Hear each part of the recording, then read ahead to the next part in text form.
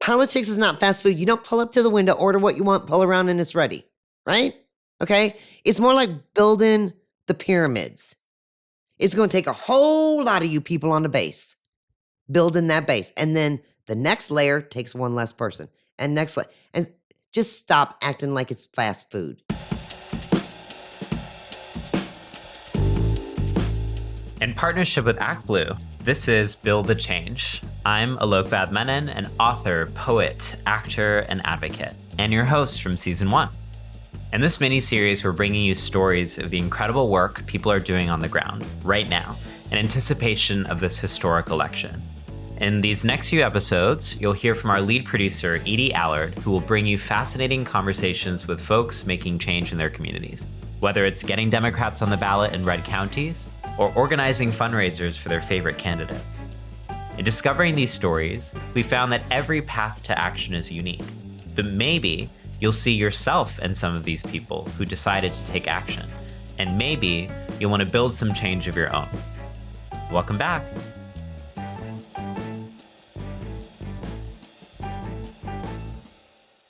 When discussing American politics, there are some assumptions we hear about over and over.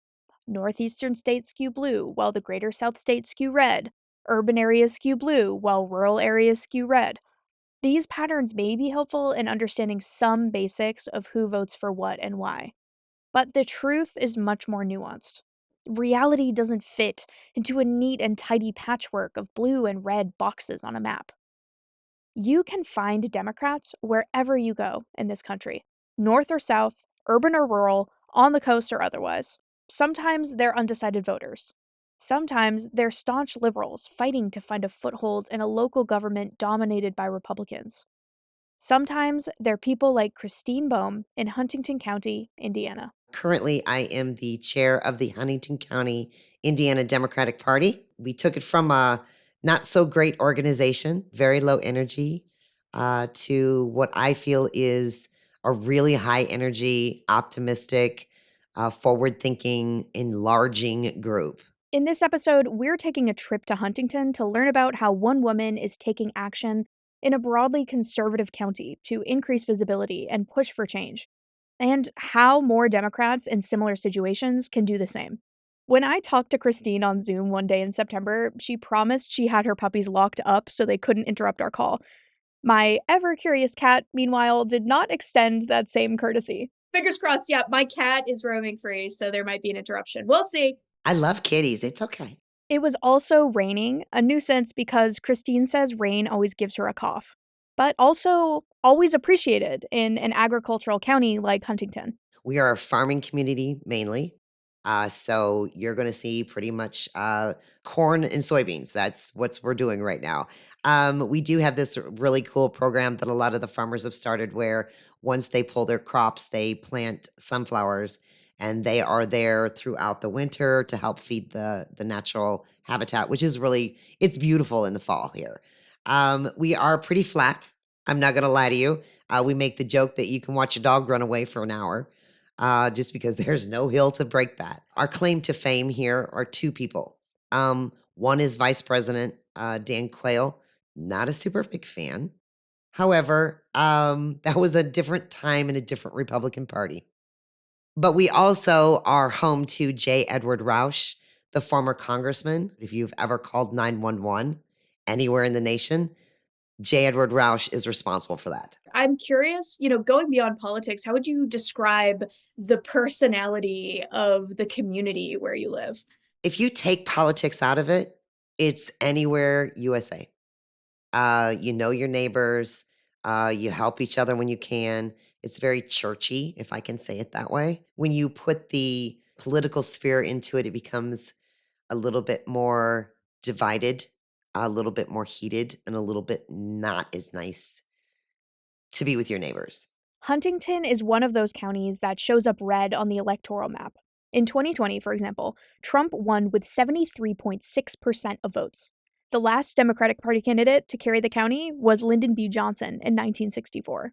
So how do politics show up here? What are some of the actual manifestations of that political divide? Are there lawn signs everywhere? Is it an attitude thing? How are you walking around in town and experiencing that political divide? In Huntington County, they are single issue voters and it's strictly about abortion. So, that being said, I'm not one to keep my mouth shut. I probably stir the pot a little bit more than I should. I'm known as that Democrat because I'm the one and only, excluding my husband.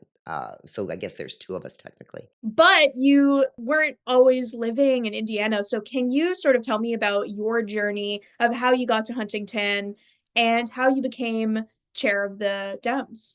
So I was not a super politically active human. I was living my life and doing all the things and raising my son, and I've always owned my own small business. So it was just not on my radar. Christine and her husband were living in another largely conservative county in the center of New Jersey. Like many people, Christine started paying more attention to politics when Donald Trump won the 2016 presidential election. And my husband turned to me, who's an immigrant from Germany, knows a lot about the history of the German people, and with tears in his eyes as an immigrant says, I don't think they know what they've just done. Not only that, but her son started showing more of an interest in politics. When her son started the Pineland Democrats, he asked Christine if she would be the committee secretary. She agreed. I would get the little agenda going but do the little meeting minutes and it was literally held in our house. And our first meeting, he had like 35 people there. My son again pops his head up when it came to putting names on the ballot and asked me to run for Southampton Township, which is about like a little town council. I said no, I'm never running. And he worked on me for about 3 weeks. And finally, the kid knows how to get to me and says to me, well, if not you, who? And I didn't have an answer. And so I put my name on the ballot. And that's when we were running. And I was having a great time. And it was going well. And unfortunately, I just had to suspend and come home. There was just something that told me to come home. Christine is actually a born and bred Hoosier. And even though her campaign was going well in New Jersey, she decided to move back to her home state of Indiana. And we woke up one day and said, yeah, we're the only people here on the East Coast, and it's 13-hour drive to get back home if my parents were getting older. So we chose to come home, which we're glad now we're, within 3 hours of all of our family. That was February 2020. Initially, Christine had no intention of running for office again, but she did want to be politically involved in her new home. So she went to a Democratic Party meeting where she met the then party chair, Gary Beatty. And the first words out of Gary's mouth were, do you want my job? And I giggled and said, no, but thanks. Do you want to run for office? No, but thanks. But Christine did continue to attend meetings. The party was small but mighty. Well, maybe minus the mighty. She started to notice that it wasn't doing as much as it could to connect with voters and drum up engagement. I talked to Gary and said, Gary, I love you. He was from the East Coast too. I was like, you and I can talk to each other like, we're sitting at a Jersey diner, but you're not getting the job done. And he's like, Christine, I'm exhausted. I just don't want to do this anymore. And so we had a caucus and I became chair in July of 20. So I thought to myself, well, if I try it for a year and A, this kind of sucks, or B, they don't like me and the way I do things, we'll just get a new chair. It's not that big of a deal. We're not winning. We don't have any elected Democrats here anyway. It's a pretty low bar. Okay. When you start with nothing and then you build it to a little bit, that's a pretty good thing. So you come in, you've got all your, New Jersey ideas, like you have some political determination and energy that people might not have had before. How are you like, all right, let's get going? What's the first thing you do? So the first thing that we do is that we try to bring the energy level up. Okay. Probably the first 2 years, my entire job consisted of being a cheerleader. Yes, we can. Yes, we can do this. We've got to be on the ballot. We've got to give people a choice. We've got to find our Democrats, and then we've got to find people who don't know they're Democrats. We had no Democrats on the ballot on a presidential ticket, and that needed to change. And so in 21, we spent the time doing a lot of community outreach. We would do things like coat drives and food drives. We did a lot with the Humane Society, which is grossly underfunded here under the current administrations. We did personal hygiene for shelters. We did a lot of that community outreach stuff. At the summer of 22, we had an opportunity to get a headquarters. Our people were being very generous with their donations. We were also doing some outside the box things to raise money. Everybody would bring things over to me and we'd have a yard sale. And we'd raise a couple $1,000s there. Having a headquarters for the Huntington Dems was important to Christine, not just so she could get the boxes of flyers and mailers and lawn signs out of her garage, but also so the Democratic Party could have a more permanent footprint in the community. And once we hit the place where I felt we had enough in our coffers to pay 1 year's rent, everything goes south. I want to be able to pay that rent without burdening a new chair. I drop dead, your rent's paid for a year. This was my goal. Well, we hit that goal. And my young Democrat president, Scotty Thornsberry, called me and he goes, I've got the location. Meet me here in half an hour. So I literally dropped everything. And I ran down and I looked at this building and I was like, Are you serious? So I went to my central committee and said, do you want me to sign the lease? Here it is. And this is how much. And I was incredibly fortunate and incredibly blessed that my vice chair, treasurer, and secretary all said, and I quote, hell yes. 37 East Washington Street in downtown Huntington, great location. Our landlords own a bakery. They too are very left leaning, very open people. So it's a great match. Small business. So we're helping them out. They're helping us out.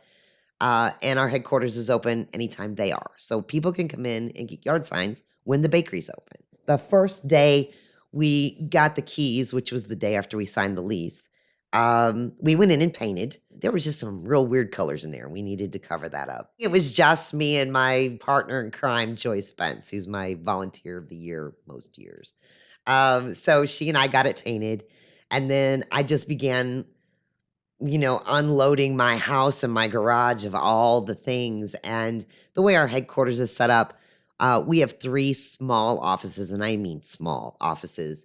One is the Central Committee office, one is the YD and Women's Caucus office, and one is designed to be able to be rented by candidates or campaigns as a staffing headquarters for them. The entire front wall is glass. So I can do all of these wonderful messaging, advertising. We do them by the seasons. Like we have a Pride Month, and we have Women's Month, we have Latino Heritage Month, we have Black History Month. So we do those windows every month based on the theme. My treasurer, he has been involved since the '60s with the party, so he has seen the good times and the bad. He had in his possession the original headquarters lighted sign from like the '40s. It's very deco. And he had it in his garage. And I said, we need a place for this to go. So it is sitting in one of the windows in headquarters, the old sign. And we have a lot of people who come in and go, I remember when that hung outside the old building. I've cried multiple times about how great it is to have this home and to see we are now staffing that headquarters every single day. Get that footprint in your community, because you can always, always, always point back to that and say, this is what we're doing, and it matters. And it gives people a voice to come forward, to walk into that door. I've had an awful lot of Republicans walk through my door in the last month into the Democrat headquarters and get signs. That's a big deal. Now, donations keep the rent paid and the lights on. Asking people for money is a lot easier when you have a headquarters. You just point at the building. This is what it's paying for. You point at the billboard, that's what it's paying for. You point to the mailer, that's what it's paying for. I love that $5 donation every month, as much as I love the person who gives us $75 a month. Our entire party is built on small dollar donors. I would love to tell you that we've got a sugar daddy or a sugar mama who comes in here and gives us $10,000 every year, and I'm going to tell you that is not happening. We are a $1 at a time, $5 at a time, $20 at a time party. And we're doing the best we can, and we stretch, we're Hoosiers. So, we find a good bargain, and you give us $1 and we're going to get that thing to $1.50. So, according to Christine, having a brick and mortar headquarters was essential. People are starting to take the Huntington Dems more seriously. The Democratic presence in the county is becoming more visible. Need proof? Just look at the ballot. The response has been it was hesitant in the beginning, a little questioning what our motives were. Now they see us. They have seen us in that headquarters for 2.5 years. We have filled our ballot 3 years in a row. We have a full ballot this year. It's just growing, and now it's become the Democratic Party. When I first took over, they would say things to my candidates like, "Well, it's cute you're running. Oh, that's adorable." Well, it's not adorable anymore because we're coming for them. Can you tell me about, one, maybe two wins or accomplishments that you guys were able to do that really stand out to you, that, really motivate you? I have to say, filling our ballot 3 years in a row with good candidates and good people is a huge win for us. There was probably 2 decades where there was no Democrat on the ballot. So that also makes it very difficult to find your Democrats because Van says there aren't any. They don't vote Democrat. Well, that's all fine and dandy, but there's not been a Democrat to vote for. So, of course, they're not going to go pull a primary ballot because when you get to the polling location, they tell you you don't have anybody to vote for and they send you home. Well, you can either not vote, not have a voice, or you're already there. You may as well pull a Republican ticket. And that's what happened. So, I would say filling our ballot and seeing that influx of people has been a major win. Scotty Thornsberry, I mentioned earlier, he ran for city council last year. And those of you in a rural area who might be listening to this who think that you can't do it, Scotty moved one of his precincts 22 points in one election season. It made our whole county map move more blue. It's not blue by any stretch, but moved more blue. And he did that through talking to folks, having those conversations. He'd do these, the only way to describe them is little TikToks. Hey everyone, Scott here, running for Huntington City Council, District 3. I'm just out here snapping some beans. I'm reflecting on why I started urban farming and growing my own food. And a lot of that stemmed from money and not having a lot of it. Being a poor person in America and in the Midwest is not easy, but there are so many things more that our cities, our communities could be doing to help support each other. What can a municipality like Huntington do about that? I would love to hear what your ideas are. Please post some comments below, anything like that. I'd love to go through it and see if we can come up with a clever system to present in the future. And he'd sit on his front porch and he would be shucking or snapping green beans. And he'd be talking about issues.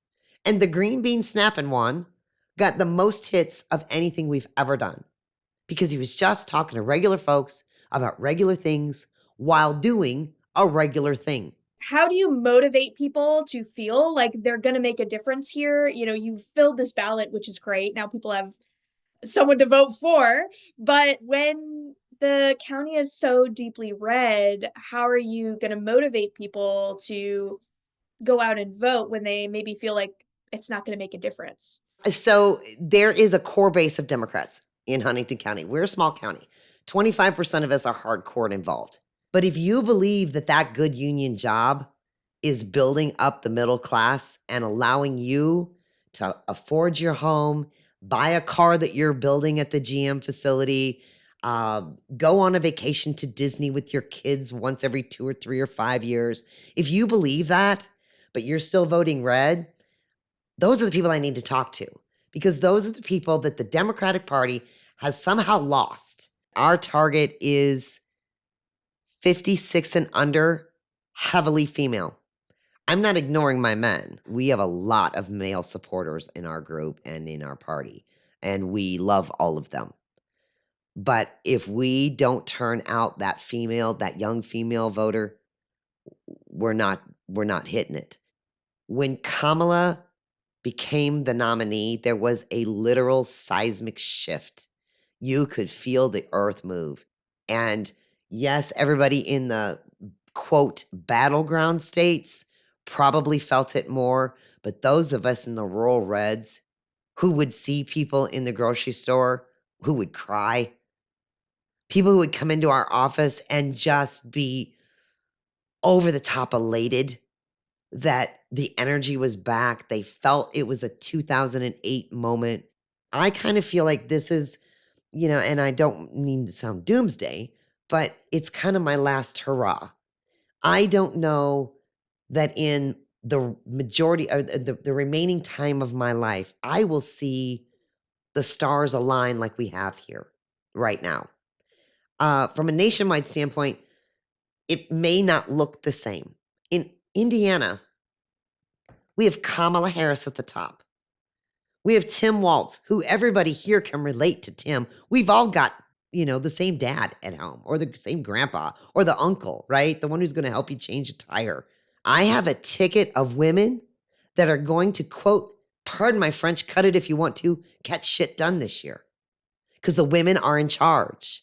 And so we have an opportunity in front of us that I really don't believe I will ever see again in my lifetime, where I have a party that is full of educated, brilliant, smart, motivated, energetic, younger women. And it's hard to put all of that into words, but when you feel that in your soul, it is so easy to have that conversation with someone. How you doing? Are you having to work too many jobs? How do you feel? Use your voice. You're not too busy. Indiana has 30 days worth of voting. You make the time. Take that half hour. Find the time to vote. So it's easy to have those conversations, easy to keep that energy level up. Where are you aiming to go? What still needs to be done? Until every young person in Huntington is a regular voter, my work is not done. Until they believe in themselves, my work is not done. Until I have people coming to me to run instead of me pursuing and saying, hey, I need you to run, my work is not done. Until I have people who are trained in support staff roles, this is our major downfall. And this is statewide in Indiana. We need support staff from campaign managers to social media to field organizers. We need that staff trained and ready to go. And quite frankly, until we can get to the point where we are able, even if it's a stipend, to pay people for their time and not rely solely on volunteerism and a sense of community to run these parties, I think there's still work to be done. We're not going to switch this area in one election cycle or 2 or 5. It's probably a 10-year plan. You may be wondering, okay, but how much good can turning one small county in Indiana blue even do? It's important to remember that a blue wave starts with a single drop of water. So, Christine's advice to other Democrats trying to make a difference in a predominantly red county or district is to find your voice. And it may be a whisper in the beginning, and it may shake in the beginning, but you have as much right to have a sign on your front lawn. You have as much right to use your voice. And if you are not comfortable putting a lawn sign in your yard, volunteer for your party, volunteer for a women's caucus, volunteer for Young Dems, and go help put signs in other people's yards. My whole job is dealing with cynical people, even within my own party. They want to volunteer. They want to help. They don't believe. First off, if you can't believe it, you can't see it, you can't do it, you can't be it, right? So visualize what it looks like, okay? Visualize the change. And what I tell everyone is politics is not fast food. You don't pull up to the window, order what you want, pull around, and it's ready, right? Okay? It's more like building the pyramids. It's going to take a whole lot of you people on the base, building that base. And then the next layer takes one less person. And next layer. That's how you build that community. By making people feel that they have the power to control their own futures, that it's not set in stone. It's not the way it has to be. It's not as red as you think it is. And I tell every single one of my candidates, I don't know that you'll win, but they'll sure as hell know you were here. And if you give voice to one female, you give voice to one trans individual, you make one African-American individual feel more welcome, it was worth the run.